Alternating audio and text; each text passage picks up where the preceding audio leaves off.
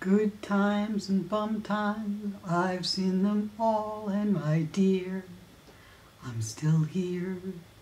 Gold statues sometimes a kick in the rear, but I'm here. Hi everybody, Ally Waldman here. This is Sunday with Ally, the Barbra Streisand Videocast for January 20th, 2013, and the I'm that I was talking about in the song is actually Barbra Streisand, as you probably can guess. And I thought it was an appropriate song for this week because last week Barbra was somewhat, ignominiously nominated for a Razzie Award, which is a knock for her performance in The Guilt Trip, which was a great performance and certainly did not deserve a Razzie nomination. But this week, Barbra got the gold statue. Not an Oscar, but she's been chosen for the 40th Annual Chaplin Award given by the Film Society of Lincoln Center. Now, this is a very prestigious award. It was given to Billy Wilder, Alfred Hitchcock, Jimmy Stewart, Meryl Streep, Tom Hanks, big people who have had a huge body of work. Now, Barbra doesn't have that many movies, but she is being honored as a filmmaker and a pioneer, and they're going to especially look at Yentl and The Prince of Tides and what she did with those films, and they're going to honor her filmmaking legacy. So she's still here. I also would not be surprised to find out between now and April 22nd, which is when she's going to receive the award in New York at Lincoln Center, that we're going to find out when she's going to start her next project. I'm still certain that it's going to be Gypsy. I understand there are plenty of people out there who disagree with me and think that I'm crazy, that I'm Meshuggah, that there's no way she's going to get this movie off the ground, but I'm telling you, she's going to do it. It's going to happen. Barbra is going to have her bookend musical, and Gypsy is going to be it. So, that was the really wonderful, wonderful news this week. And we also had an appearance by Barbra this week. On Tuesday, I think it was Tuesday, she was at the, hold on a second, where's my list? I want to read this to you correctly. She was at the, in La Quinta, California, at the Health Matters Activating Wellness for Every Generation conference, which is sponsored by the Clinton Global Initiative. And Barbra was there to talk about Cedars-Sinai Barbra Streisand Women's Heart Center, which of course we know is her biggest philanthropic focus for the last couple of years.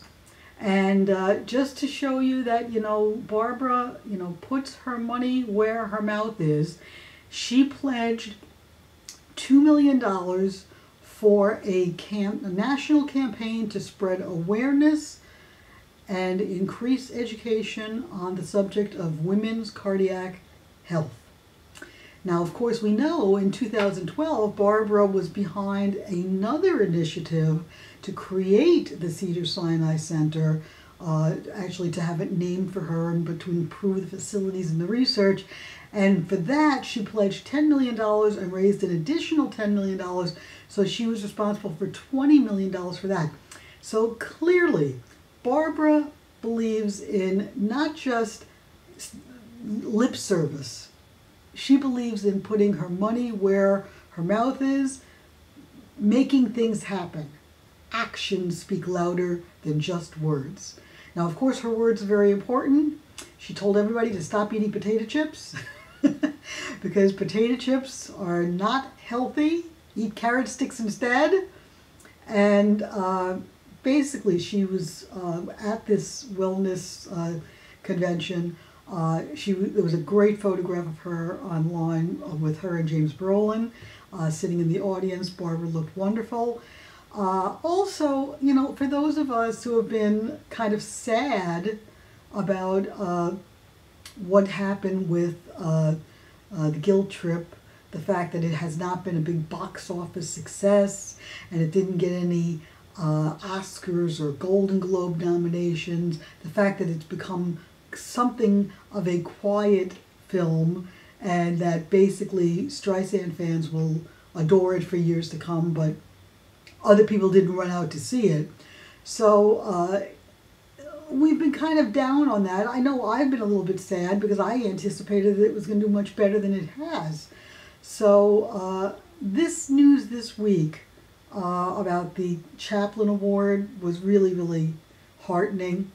But even more so than that, the fact that Barbara's out there and she's working on her causes, she's not at home, she's not crying in her rose garden about the fact that the Guilt Trip was not this humongous success. You know, her priorities are in the right place. And so should ours. we should follow her example. You know, there are more important things in life than whether or not the Guilt Trip makes $1 zillion. For example, taking care of the women in your life, a sister, a cousin, a mother, an aunt, getting them to go have an echocardiogram, getting them to pay attention to heart matters. Those are more important. And it's also important for men, but Barbara's focus, as you all know, is based on the fact that there has not been equal attention paid to women, and women's hearts are not the same as men's hearts because women's physiology is not the same as male physiology. So her reasoning is you know, maybe it began as a curiosity as why aren't women treated the same as men, but her point is well taken that women need special research, and she is trying to do a lot about getting it taken care of. You know, even the way a woman, if she is having a heart attack, the way the symptoms present is not the classic symptoms that you would see in a movie for a man. Pain in the left arm, gripping, feeling of discomfort in the shoulder, lack of breath.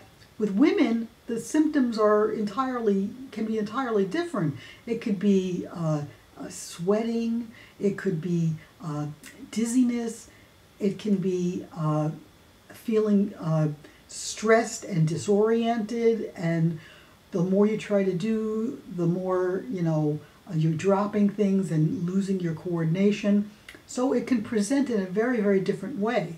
So next time you think you have indigestion, or if you're not feeling well and you want to just blow it off as something else, and if God forbid you need to go to the hospital or go to an emergency room or a walk-in clinic, whatever, if you at all suspect that you might be suffering from a heart attack, you tell the doctors, you must be proactive, you must take control, and you must say, I don't think this is indigestion, or I don't think this is stress related, I think I might be having a heart attack, please check my heart.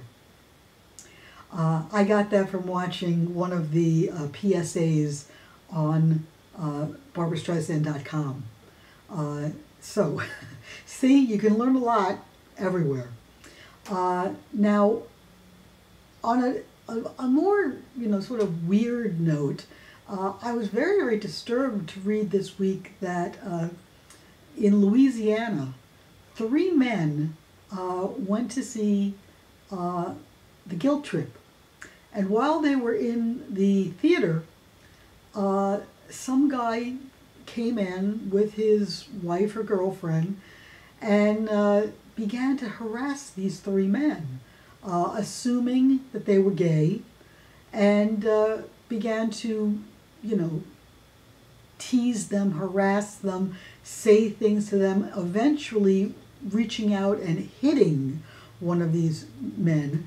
And the Louisiana guy, the perpetrator, was arrested for going after 3 men at a screening of The Guilt Trip.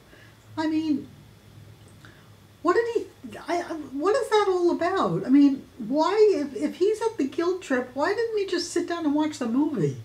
You know, why go after the people who are in the audience, whether you like them or not? And it doesn't matter if they were gay, straight, you know, black, white, Chinese, Asian, whatever. You know, there should be parameters. People should be allowed to go to the movies without being bothered based on what they look like, act like, or what they do behind closed doors. It's nobody's business. So that guy was arrested.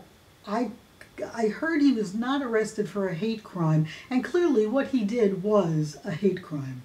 So, you know, whoever you are in Louisiana, the guys who maybe were attacked, I'm sorry, I feel bad for you guys. And the guy who did the attacking, you're an asshole, okay? You're a jerk, and stop going to the movies because clearly you are not a civilized human being.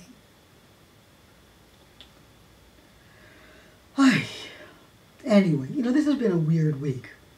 Not weird week personally, but it's been a weird week in the world. I mean, at the same time as we have, you know, President Obama being inaugurated on Monday, which is a wonderful thing, his second term, he's put forth, you know, all this legislation, all these plans for gun control, and of course there's all this opposition from the gun lobby because they don't want to stop making guns or bullets. They want to keep making money, and they don't care that the guns and the bullets are causing people to die. So that's very, very disheartening. And then, on a completely different note, we have these 2 very strange stories this week. One is Lance Armstrong going on the Oprah Winfrey Network to finally confess that he's been lying for years and years and years about not having taken performance-enhancing drugs in order to win the Tour de France 7 times. Now, frankly, it's a horrible thing that he lied about it. I can understand why he felt compelled to take the drugs because apparently cycling is a very, very dirty sport and a lot of people do cheat by taking the drugs. What's really offensive about Lance Armstrong, in my opinion, is that everybody who challenged him, who said, I know for a fact that Lance has taken the drugs, he went after those people like a bully. He sued them. He tried to ruin their lives. He took them to court. He won judgments against them. He hurt them professionally and personally, even though he knew he was perpetrating a lie. And that, to me, is unconscionable. And it makes me think that he's some kind of a pathological liar. Because, you know, who does things like that? Then you had this other very, very strange story, I don't know if you've heard it everywhere, about this Notre Dame football player named Manti Te'o, who supposedly was the victim of what's called catfishing, which is some kind of a hoax that you play to people on the internet where you pretend to be somebody that they would be interested in romantically, and you pretend you're somebody you're not, to create, you know, to make fun of them, to pull them into this hoax, to suck them into believing it. Now, whether this guy was involved in the hoax or just the victim of the hoax, very, very strange story. Look it up, see what it, if you're curious, read about it online. And I only bring it up in this manner, folks, for this reason. We are so fortunate that Barbra Streisand, in her over 50-year career in show business, has always been a truth teller. She's an honest broker. she tells the truth. In her interviews, whether you've liked her interviews or not liked her interviews, she doesn't lie. She doesn't skirt the truth. Now, there are maybe myths that have been created about her, you know, stories that have been perpetuated, but they're not evil. They're not to create an illusion that she's someone who she's not, and it certainly has not been for any kind of monetary gain or celebrity status. She's never done that. As a matter of fact, she's always talked about how important the truth is to her, and I believe it is. And I think it's one of her more admirable qualities, the fact that when we watch Barbra, whether it's on Piers Morgan or, you know, way back when she was doing, you know, PM East, and you can listen to the tapes, Barbra's pretty honest, almost honest to a fault. You know, I mean, when she was on with Piers Morgan, it probably would have been smarter if she had said something like, "Oh yes, I could fall in love with a Republican if I truly loved him." But instead, Barbra told the truth. No, she could never love a Republican because even if the sex was great, even if the attraction was great, what would she talk about? They would fight all the time over politics. So she was honest. I admire that. And just to put this to rest, I try to be honest too, folks. Every week, you've seen me now doing this for now more than 52 weeks in a row. I come on, I try to present myself in an honest way. I try not to lie to you about anything. I'm upfront about my situation. When I've asked for money, when I've asked for help, I've tried to be very, very honest with you guys. And trust me, my cancer is very, very real, and it's something that I deal with every day. It's a chronic condition, cannot be cured. If it could be cured, they would cure it by now. But no surgery can do that, so all we can do is continue the chemotherapy and hope for the best. And that's the truth. So anyway, I didn't mean to get so serious. Now, I did get a wonderful reaction last week to our little memorabilia section. So I'm going to do it again. And I have a couple of items that I wanted to share with you. The first is this little postcard. Now, this is a postcard that I got in 1995. And I don't know if you can see the back, but it's from a screening of Hello Dolly in France. Let me see if I can get this. Can you see that? At the, down here, at the Harlequin, I think it was the Harlequin Theater. Anyway, isn't that cool? I mean, all these years later, Dolly is still, you know, out there going strong. That's Dolly. Now, you guys might have seen this before. This was put out in, I believe, Australia, and they called this the Christmas Collection. And what they did around, this is clearly a photograph from Timeless.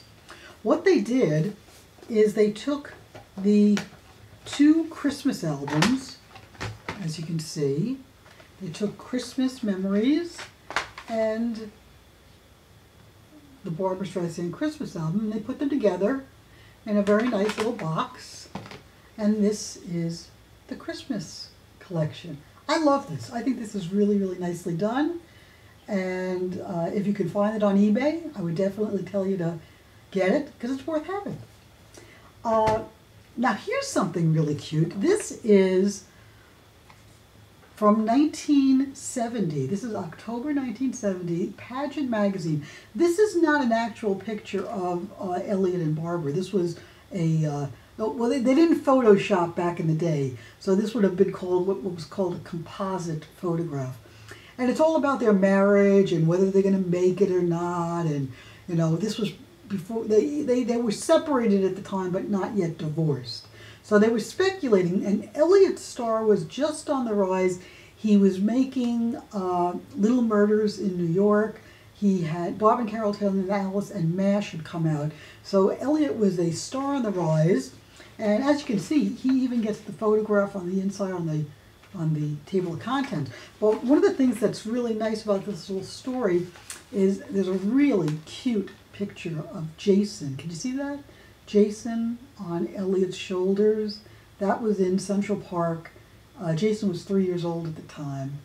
And the story is pretty frivolous, guys. I gotta be honest with you, the story is not much.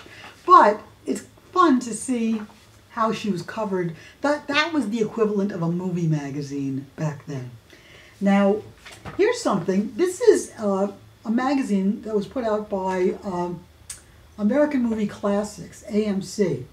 And what's interesting about this one is they were obviously honoring Frank Sinatra that month, but if you looked on the back, coming up the following month was Barbra Streisand in Hello, Dolly.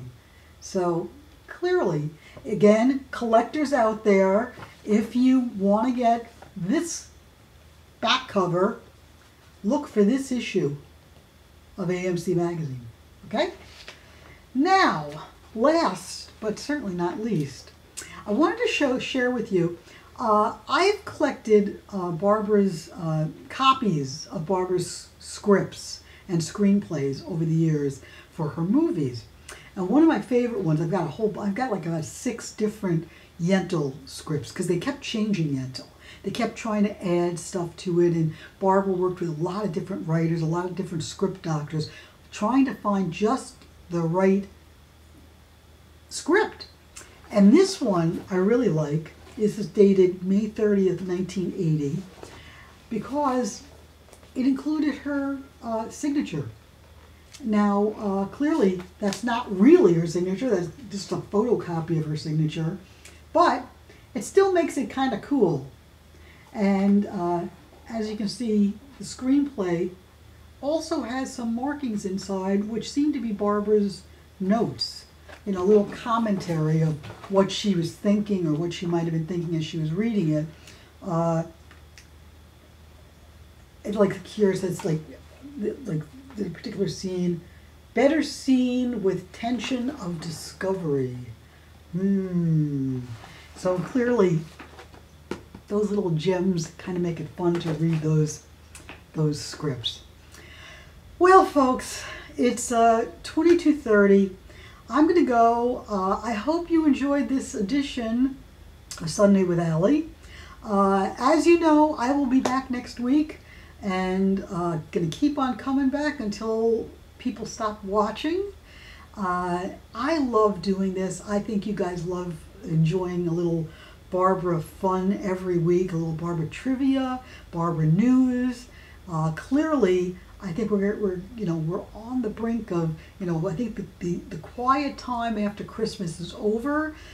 She did the Clinton thing this week. The announcement for the Lincoln Center event came out. We're going to have the Classical Barbra Remastered is coming out in February.